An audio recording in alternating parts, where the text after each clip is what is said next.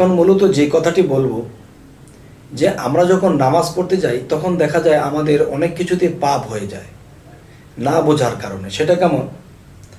যেমন আল্লাহ কি বলেছে, আমি আল্লাহ ব্যতীত এই সেজদা কেউ পাবে না। আমি আল্লাহ ব্যতীত কেউ ইবাদত পাইবার যোগ্য নয়, একমাত্র ইবাদত পাইবার যোগ্য আমি আল্লাহ। তাহলে আল্লাহ সেজদা প্রাপ্ত, এবং আল্লাহ কি বলেছে, আমি ব্যতীত আর কোনো মাবুদ নেই, আমি এক, আমি আল্লাহর কোনো দ্বিতীয় নেই। তাহলে দ্বিতীয় যদি না থাকে তাহলে কি বলা হয়েছে, নামাজ এমনভাবে পড়ো যেন সামনে তোমার আল্লাহ আছে। তাহলে আমি যে কথাটি মূলত বলবো যে যদি নামাজে দাঁড়িয়ে অন্য কিছু বলি, অন্য কারো কথা মনে করি বা অন্য কারো নাম মুখে বলি, তাহলে কি হবে, শিরকি হবে। কারণ এক আল্লাহ বলে আমরা আল্লাহু আকবার, আল্লাহর কাছে সিলেন্ডার করেছি, আমার আল্লাহ এক, এক আল্লাহর ইবাদত করতেছি, এক আল্লাহর পাইরবি করতেছি। তখন দেখা যায় যখন আমরা সিলেন্ডার করলাম আল্লাহু আকবার, নিজের হাতে যখন নিচে হ্যান্ডকাপ দিয়ে দিলাম, তখন দাঁড়িয়ে ভাবছি যে আমার মাওলা, আমার আল্লাহ আমার সামনে দাঁড়িয়ে, আমার এক আল্লাহ আমার সামনে দাঁড়িয়ে। তখন কি হলো, তখন বলতেছি আরো একটি কথা বলি। সেই কথাটি হলো যে নামাজে দাঁড়িয়ে আল্লাহ ব্যতীত কাউকে স্মরণ করা যাবে না, নামাজে দাঁড়িয়ে আল্লাহ ব্যতীত অন্য কারো নাম মুখে বলা যাবে না, অন্য কাউকে ভাবাও যাবে না। যদি করি তাহলে শিরকি হবে। অন্য গুনার মাপ আছে কিন্তু শিরকি গুনার মাপ নাই।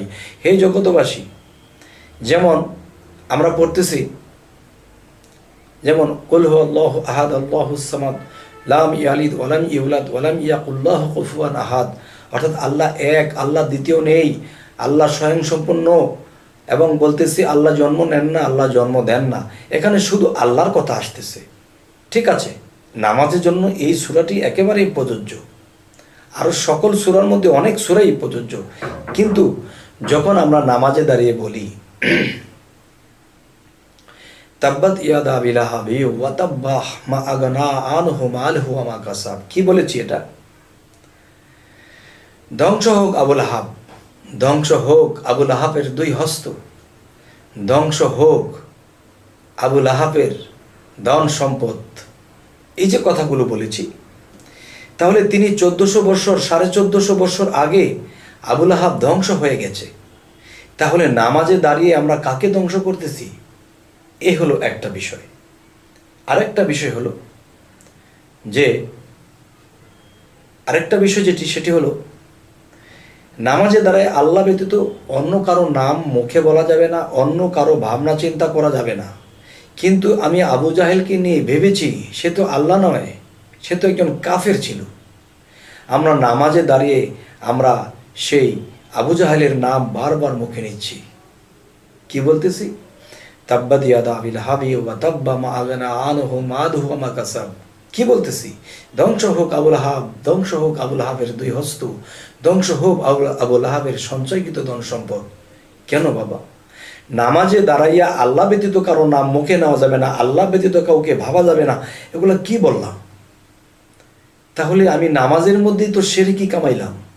তাহলে আল্লাহ কি বলেছে যে আমার সাথে যদি অন্য কাউকে নামাজে দাঁড়িয়ে আমার সাথে কাউকে শিরক করে, তাহলে অন্য গুনার মাপ থাকলেও কিন্তু শিরকি গুনার মাপ নেই। কেন? এটা কি করতেছি? তাহলে কি আমরা নামাজে সূরা পাঠ করব না? অবশ্যই করব। যে নামাজের মধ্যে, যে সূরার মধ্যে কাফেরের নাম আছে,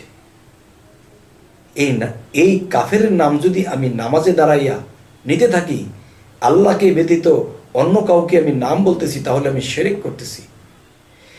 এই জন্যই বলেছি যে যারা না বুঝিয়া আল্লাহর নামাজ পড়তেছে তাদের সাথে কেন মেরাজ হয় না জানেন? যেমন একটি বালতির মধ্যে আমরা দুধ রাখতেছি, দুধের একটা পাইপ ফিট করেছি, আরও একটি পাইপ ফিট করেছি সেই গাভীর চনা, একটা দিয়ে চনা আসতেছে, একটি দিয়ে দুধ আসতেছে। এখন এক ফোঁটা পড়লেই তো দুধ নষ্ট হয়ে যায়। এখানে দুইটা পাইপ ফিট করেছি, এই মুখে এবং একই স্থানে নামাজে দাঁড়িয়ে আমি কাফেরের নাম নিচ্ছি, আবার আল্লাহর নাম নিচ্ছি। একটা দিয়ে আমি প্রস্রাবের লাইন করে দিয়েছি বালতিতে, আরেকটি দিয়ে আমি দুধের লাইন করে দিয়েছি, দুটো মিলে নষ্ট, শেষ হয়ে গেল নামাজের কষ্ট। কিন্তু আমি যা বলতেছি দয়া করে বুঝে নেবেন স্পষ্ট।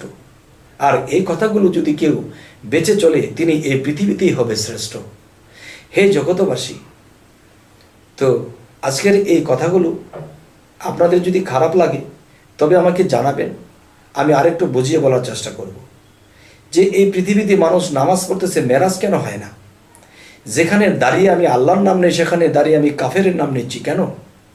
কাফেরের নাম নেব আমি নামাজের বাহিরে, মানুষকে বোঝাবো কাফের, শয়তান, নবীকে কষ্ট দিয়েছে, আল্লাহকে মানেনি, তারা ধর্মগ্রহণ করেনি, তারা কোরআনকে মানেনি, এটা নামাজের বাহিরে আমি বলবো। কিন্তু নামাজে দাঁড়িয়ে আল্লাহ ব্যতীত কারো নাম বলা যাবে না। বিশেষ করে আজকের এই আলোচনায় যা কিছু বোঝানো হলো, সেটি কি বোঝানো হলো? যে অন্ততপক্ষে নামাজে দাঁড়িয়ে আমরা অন্য ছোরাগুলো বেছে পড়ব, কিন্তু এই তাব্বাতিয়াদা আমরা পড়ব না। কিন্তু এই কথাগুলো বলে মানুষকে বোঝাতে পারবো, কিন্তু নামাজে আমি পড়ব না। যদি আপনাদের ভালো লাগে পড়ুন, আমি বাবা এই সূরাটা বাদ দিয়ে পড়ি। হে জগতবাসী, যদি আমার এই কথাগুলো খারাপ লাগে তাহলে আমাকে জানাবেন এবং আমি আরও বুঝিয়ে বলবো, কিন্তু মনে মনে আমার প্রতি ক্ষিপ্ততা হবেন না। কিন্তু এই কথাগুলো শ্রেষ্ঠ এবং এই কথাগুলো স্পষ্ট এবং এই কথাগুলো কোনো ময়লা থাকবে না যদি কেউ এই কথাগুলো মেনে চলে এবং নামাজে আল্লাহ অন্য অন্য ছোরাগুলো যখন কোরআনে নাজিল করেছেন অন্য অন্য ছোরা দিয়ে পড়বেন, কিন্তু এই ছোরাটি নামাজে আমি পড়ি না। আমি আপনাদেরকেও বলছি আপনারা পড়বেন না, কেননা সম্পূর্ণ শিরকি হয়ে যায়। আল্লাহ ব্যতীত কারো নাম নেওয়া যাবে না। সে জায়গায় এই সূরার মধ্যে আল্লাহ ব্যতীত শুধু কাফেরকে নিয়ে ব্যস্ত থাকতে হয়। ধ্বংস হোক আবুল আহাব, ধ্বংস হোক আবুল আহাবের দুই হস্ত, ধ্বংস হোক আবুল আহাবের সঞ্চয়কৃত ধন সম্পদ। কি এসব? আল্লাহকে হাজির নাজির করে আমি কাফেরকে ধ্বংস করতেছি, যিনি 1400 বছর আগে ধ্বংস হয়ে গিয়েছিল, এখন কাকে ধ্বংস করতেছি এই নামাজে দাঁড়িয়ে? ঠিক আছে, আবু জাহেলের মতো কত খারাপ লোক আছে, এদের তো ধ্বংসের দরকার।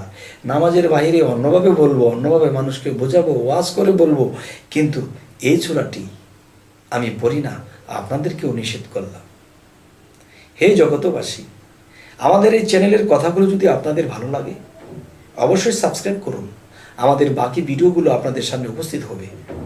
তো আজ এই কথাগুলো বলে রাখছি, সকলেই ভালো থাকবেন। আল্লাহ হাফিজ।